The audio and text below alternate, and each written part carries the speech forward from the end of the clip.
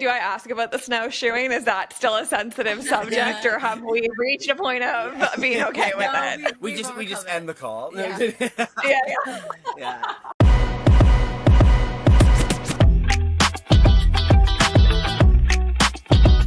Welcome back to Late Night Scrolling Canada, to a very special new weekly series where we're talking to all the eliminated teams from the Amazing Race Canada. I'm shocked to be joined this week by Brendan and Sam, and especially hearing where they're at today. Oh my God, things got juicy in this conversation. So I'll throw it over to Brendan and Sam. Enjoy this post-race debrief. Did you guys have any anticipation that the Smurfs might be your demise on the Amazing Race?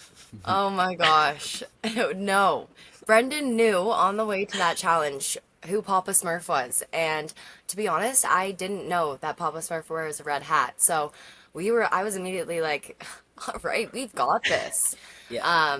Yeah. These searching challenges though, one thing about them is there's no luck to them. Like, there or is luck. sorry, It's all luck. it's all luck to it. Yes. So it's like no skill to it is what I meant. So I think having that in the back of our mind, we just got a bad bounce, and then led to another bad bounce there. But no, didn't think the Smurfs would. Yeah, we didn't think the Smurf challenge. Like when we read it, we are like, okay, like we knew that we were what we were looking for. So I was kind of like, we might have an upper hand on some people. There's no way everybody's gonna know this, but yeah, it's just some bad luck. Yes, you know what I mean? yeah. You don't find this little mushroom house in the middle of a 3-acre forest.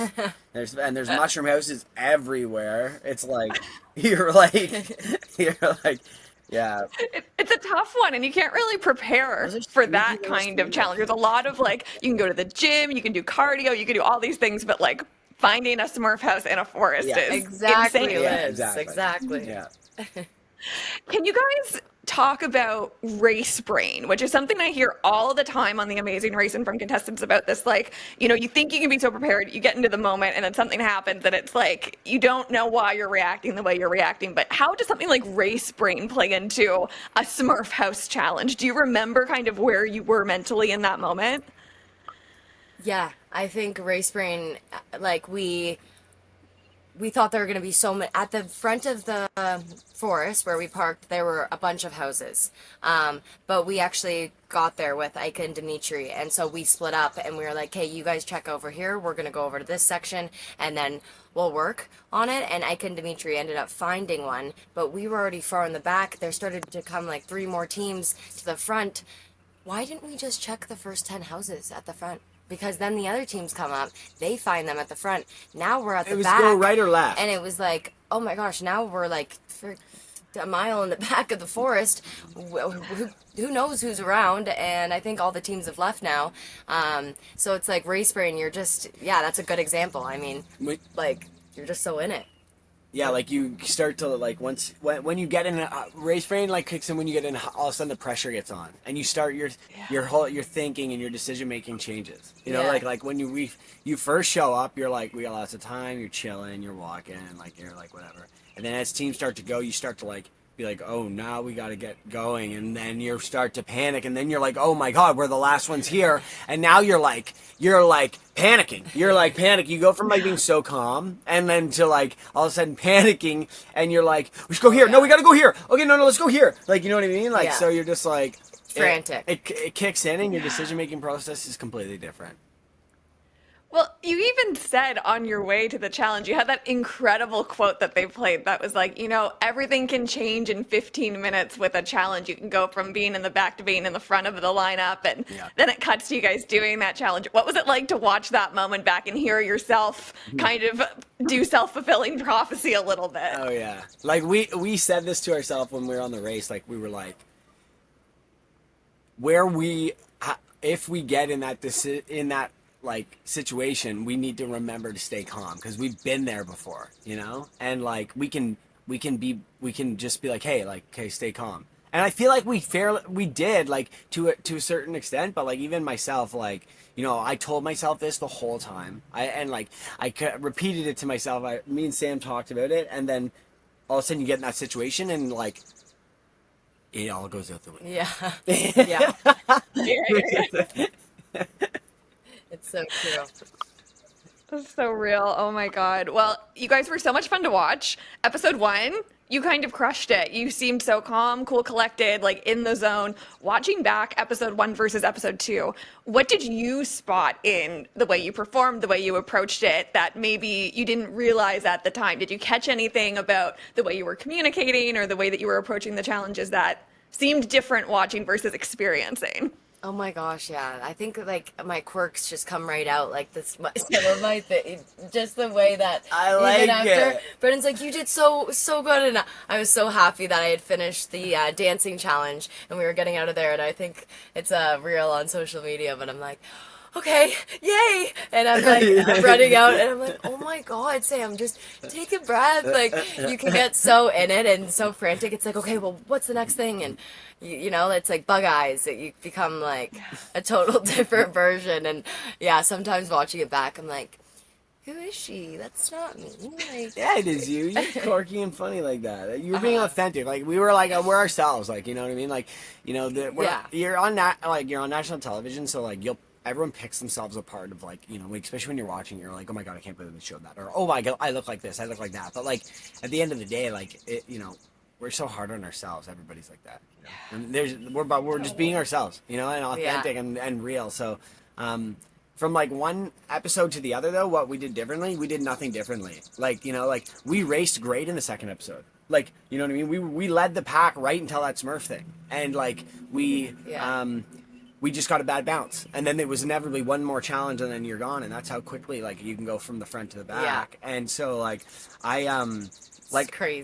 I'm still confident today, like if it went differently, like we had such a good process that like you know, we could have won the race, or we could have got eliminated the next leg after. You know what I mean? And it's just the way it goes, you know? So, like, I don't think it was our abilities, like, we didn't have the ability. Or we were doing something so wrong. We just, like, we're in the Amazing Race Canada, and, like, shit happens.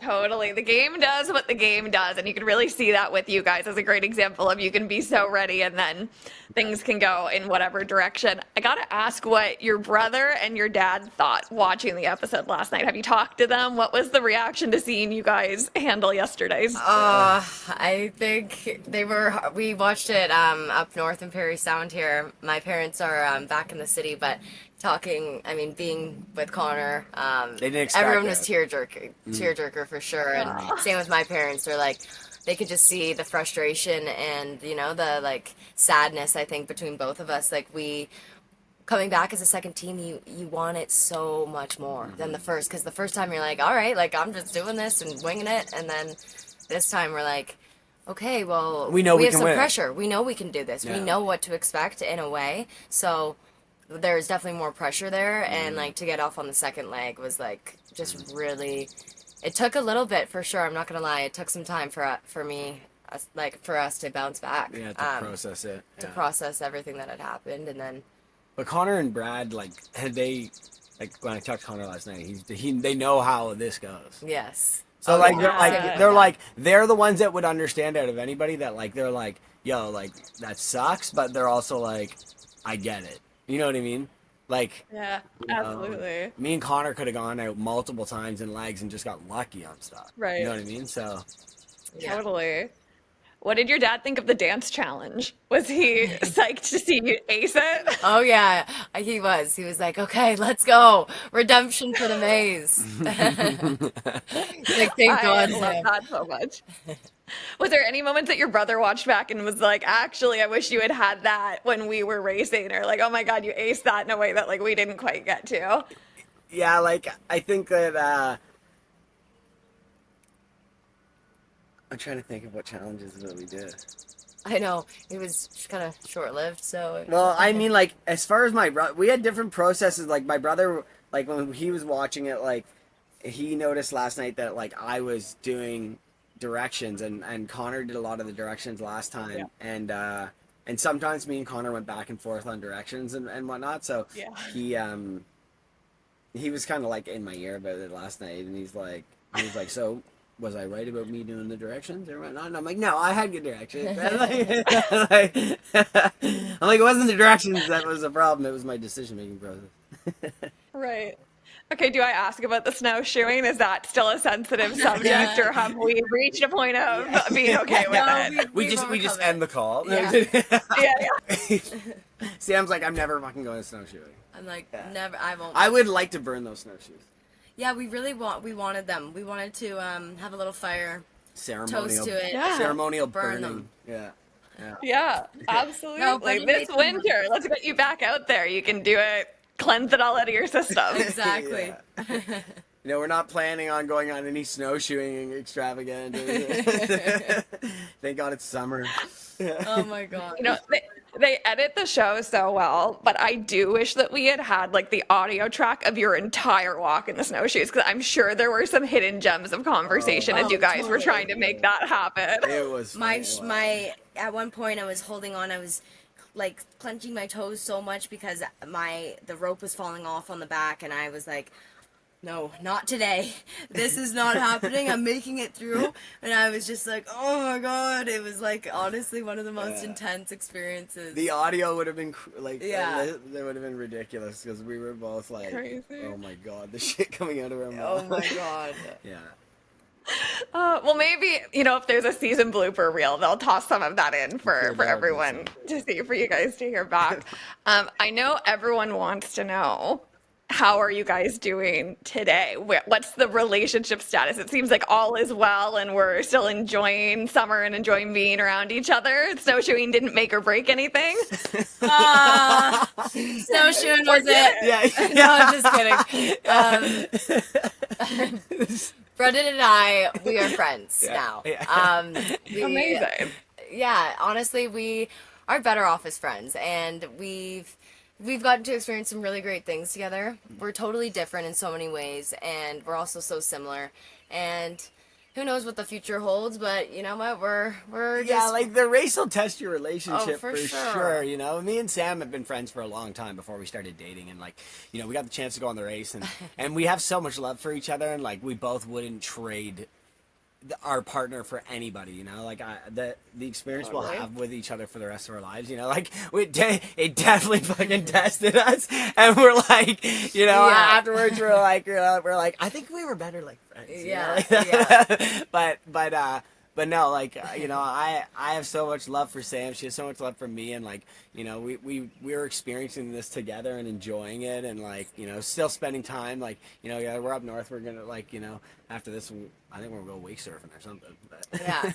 but no, we're doing well. We're doing really well. We're both thriving in life. You know, Yes. we're diving into our careers. We're diving into like new experiences as we grow. So we made a lot of we both made a lot of growth in the last year in a positive direction. Like Definitely. with the time we've spent together for sure. And now being apart too, it's like, yeah, it's been good, and we're able to experience this as friends and be able to enjoy the experience like we wouldn't want it any other way. I mean, this is going to be in our lives forever. We're probably going to show our families and kids this one day, so it's like, why not make the best of it? And yeah, we're just grateful to have been able to do it together. Yeah, and so grateful. Yeah. it's all good.